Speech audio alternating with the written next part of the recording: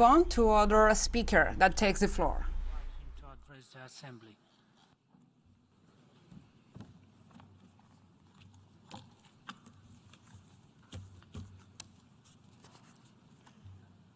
Mr. President, Mr. Secretary General, Your Majesties, Excellencies, Head of State and Government, Heads of Delegation, ladies and gentlemen, I bring you warm greetings from the people of the Gambia and wish that we have a successful and fruitful 77th session. It is regrettable that we could not convene a proper general summit over the last 2 years due to the COVID-19 outbreak. Allow me, therefore, to pay a special tribute to the millions of people who succumbed to the pandemic worldwide.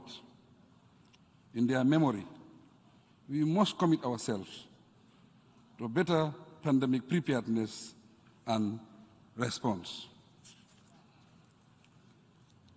Mr. President, my delegation congratulates you on your efficient role as President of the General Assembly, and I assure you of the Gambia's support during your tenure. We also felicitate the Secretary General for ably steering the affairs of the UN during what has become one of the most challenging times of the century. Mr. President, the numerous interlocking global challenges requiring coordinated global action make it most pressing for us to rise to the occasion. This makes the theme a watershed moment, transformative challenges to interlocking challenges, quite appropriate. In the thick of all the complexities confronting world leaders, we must underscore the centrality of the United Nations' unique role and potential to make a huge difference in the lives of the people.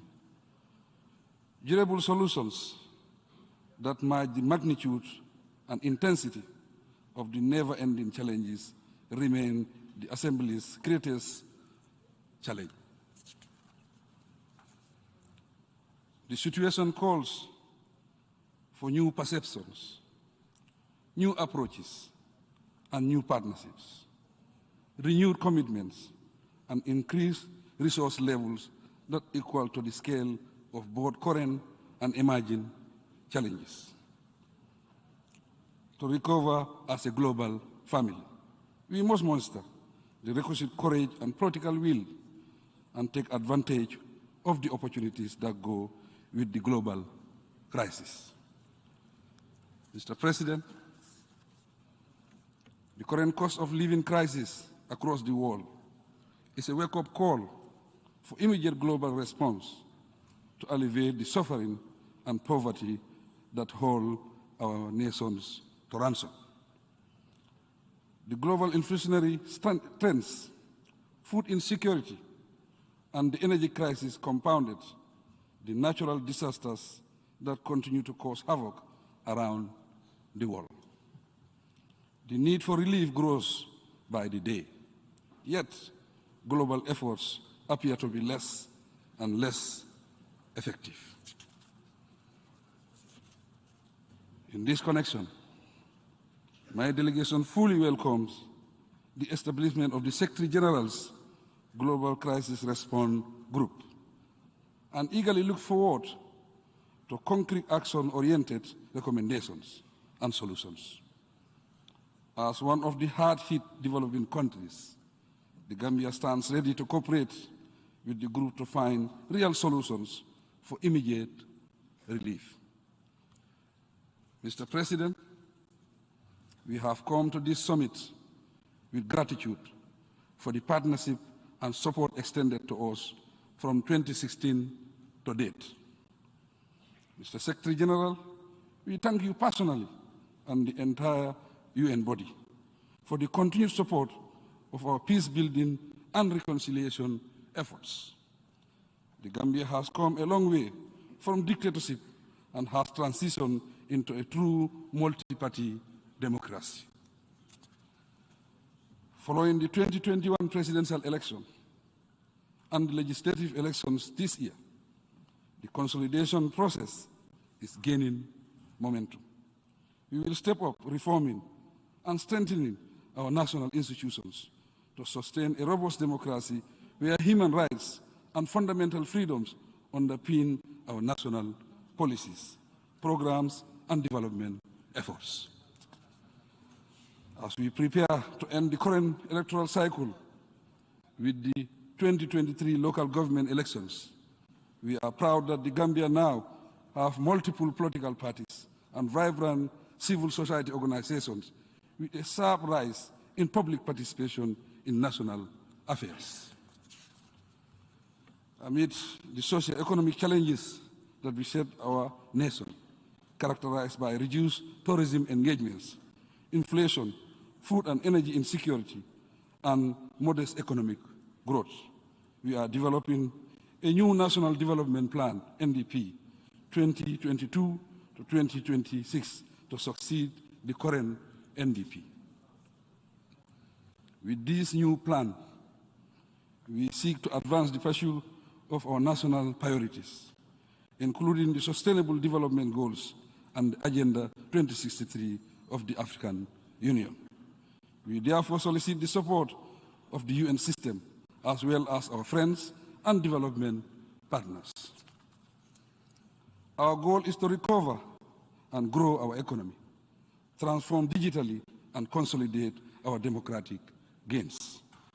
Our resolve is to uplift our people from poverty, secure their livelihoods, and create new avenues to transition into a prosperous, peaceful, and stable nation. Because the youth and women form the greater majority of our population, the government will continue to empower them. Like all other genuine nations, we are committed to the global consensus that no country should be left behind in this decade of action.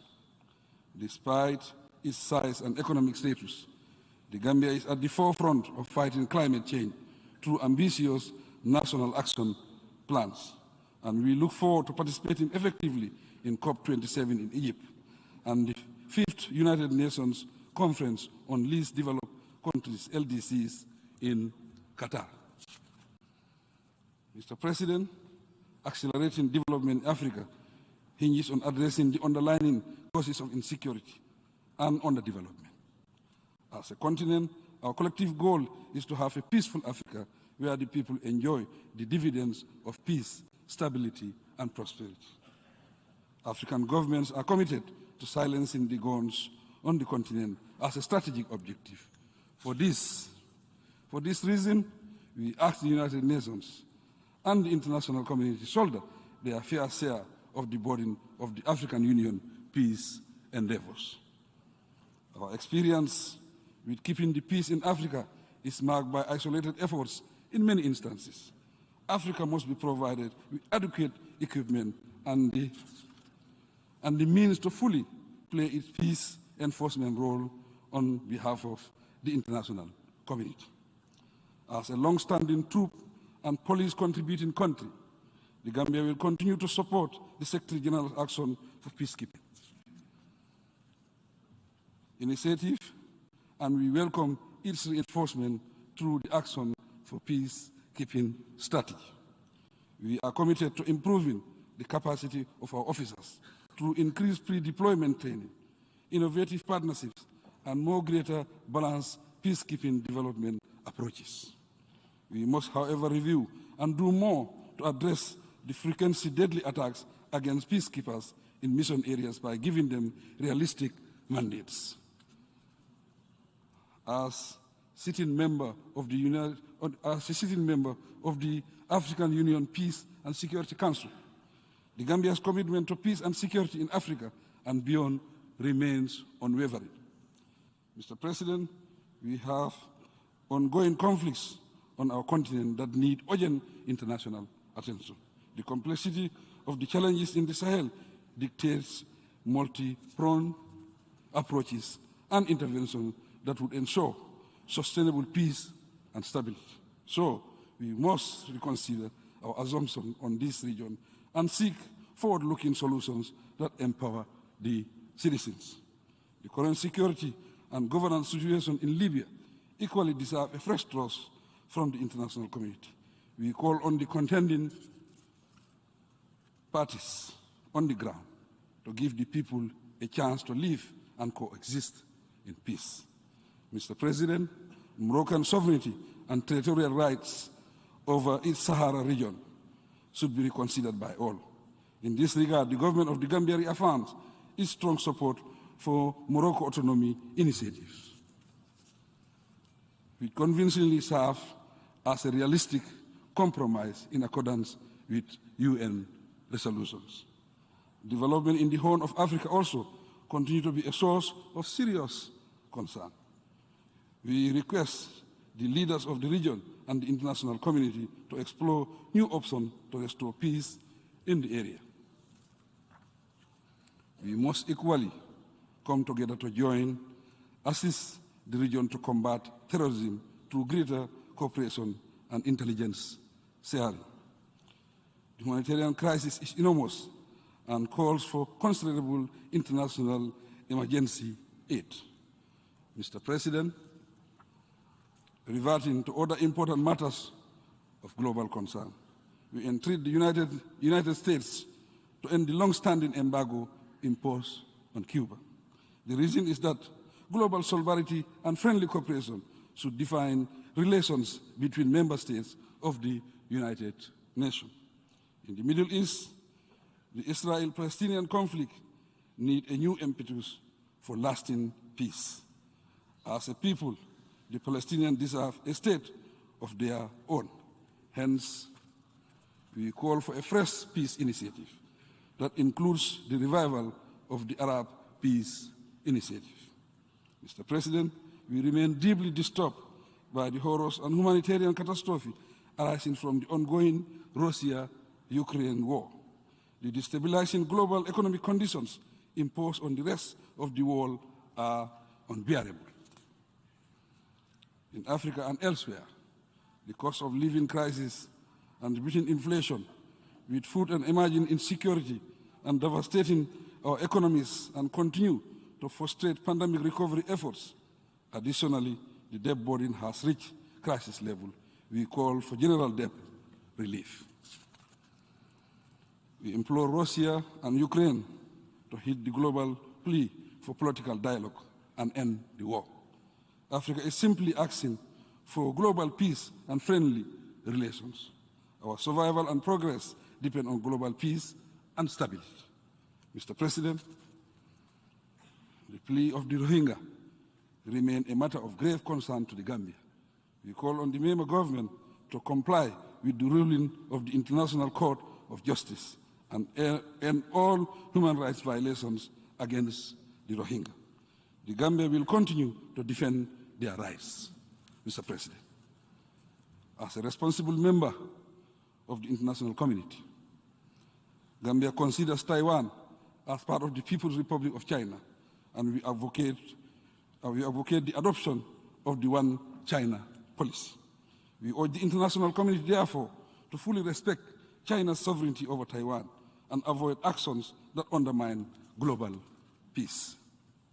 The Gambia fully supports the Secretary General's call for transformation and global solidarity in the landmark, our common agenda. In the same vein, in the landmark report, our common agenda. In the same vein, we support his effort to convene the Summit of the Future and the Sustainable Development Goals Summit next year.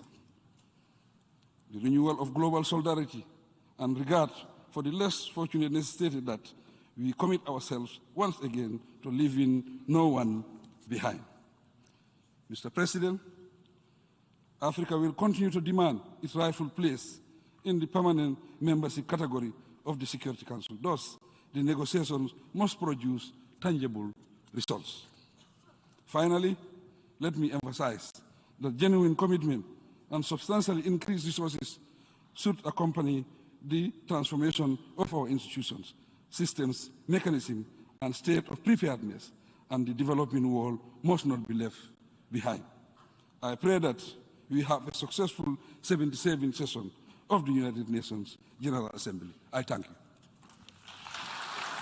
On behalf of the Assembly, I wish to thank the President of the Republic of the Gambia for the statement just made, and I request protocol to his court.